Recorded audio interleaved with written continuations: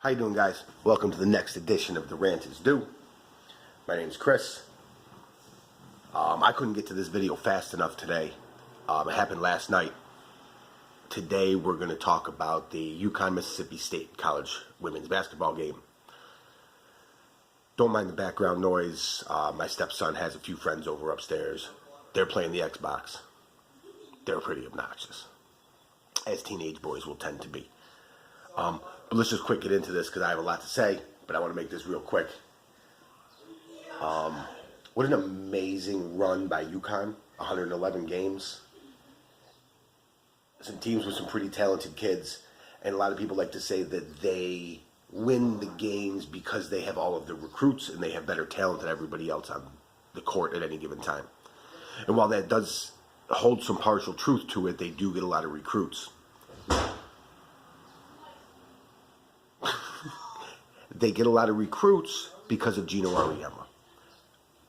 And I just can't give enough credit to him. When you watch them play the game of basketball, they play the game better than everybody else does. Yes, they're talented. There is a lot of talent in the women's game. But to be able to win by the margins that they were winning for 111 games, since they haven't lost a game since 2014, November of 2014 at that. That's a long time. You just have to give credit to Gino Auriemma for constantly having his girls ready to play basketball and the way that they play, the hustle that they give, the effort that they give. In the men's game nowadays, there's too much standing around in one-on-one basketball. It's not like that in the women's game, and it's especially not like that at UConn. So I just want to give all the props in the world to them. 111-game winning streak. They had won 4 straight championships going into this year. They looked like a lock to win this year. And then up steps Mississippi State. Just this scrappy, never say die attitude that came from them last night. It was really amazing to watch. There was a point in the first half when they were up, I believe 16. And they went into halftime winning. Came out of halftime, UConn made a run. UConn went up by 1. And I turned to the people that I was watching the game with. I was actually at my part-time job. And I turned to the people that we were watching the game with, and I said, did you see the UConn game just ended? They said, well, it just came out of halftime. How could it be over? I said, well, UConn just took the lead. I said, this game has to be over. UConn's about to go on a run. They're going to end up winning by 20. Because this is just what they do. You know, I thought Mississippi State played as well as they could possibly play. They blew a 16-point lead. UConn took a lead by 1. It was early in the third quarter. So this game's over. Continued working, glancing up at the TV, and it was just a battle back and forth. 2 points, 4 points, tied, 4 points, tied, 2 points, swing, swing, swing. Just an amazing game. And we get to the end of the game, and Mississippi State is up 4. There is what is eventually, after some referee discussion, called a technical or a flagrant one against Mississippi State on Katie Lou Samuelson, who goes to the line, hits both free throws. The game is tied. UConn ball. I'm pulling for Mississippi State. I got to be honest. As a guy whose high school alma mater is the same as Breanna Stewart's, she went to Cicero North Syracuse High School, where I graduated, mind you, about 20 years ahead of her.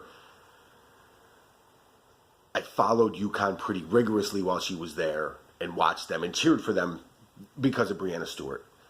I do want to see some more parity in women's basketball. I love women's college basketball. I love the way they play the game. So I was pulling for Mississippi State. But I thought when Katie Lou Samuelson hit those 2 free throws and they got the ball back, the game was going to be over. I assumed Kia Nurse would hit a 3 or Katie Lou Samuelson would go to the basket. None of those happened. There was a turnover out of bounds. 12 seconds left, roughly, maybe 10. Don't remember exactly. Mississippi State brings the ball up. Now, they're 5 steps behind the 3-point line with 3 seconds left. I thought we were going to double overtime. If you were a UConn fan, you thought we were going to the second overtime. That's a lot of ground to make up against a team that prides itself on pretty good defense. To be that far away from the basket, and I don't know her name, the young lady from Mississippi State who got to just inside the right elbow and pulled up for a floater, and man, it was clean. She didn't bank it in. It wasn't a lucky shot. She rose, put the ball in the air towards the basket, which is all you really need to do at that point. When you're trying to beat UConn, don't go without a shot. Get the ball in the air, get it towards the basket. She did that. It went in. Mississippi State wins. So ESPN this morning had, a list of the top 10 upsets of all time. This ranked at number 5. I feel like it could have ranked a little bit higher. Miracle on Ice will always be number 1. So really quick before I close this video, if you'd like to compare this to the Miracle on Ice, because the situations are mildly similar in that when we beat Russia in 1980 in the Olympics in hockey, we still had a game to play. That wasn't the championship game. A lot of people tend to forget that. We had to go play Finland, I believe. Don't quote me exactly, but I believe we had to go play Finland next.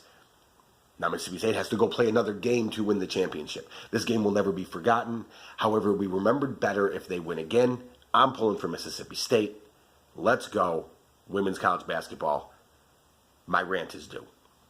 If you agree with my analysis of the game or you don't agree, leave a comment. Let me know. Otherwise, like my videos, share my videos, let everybody else know what's going on. I'll talk to you guys later.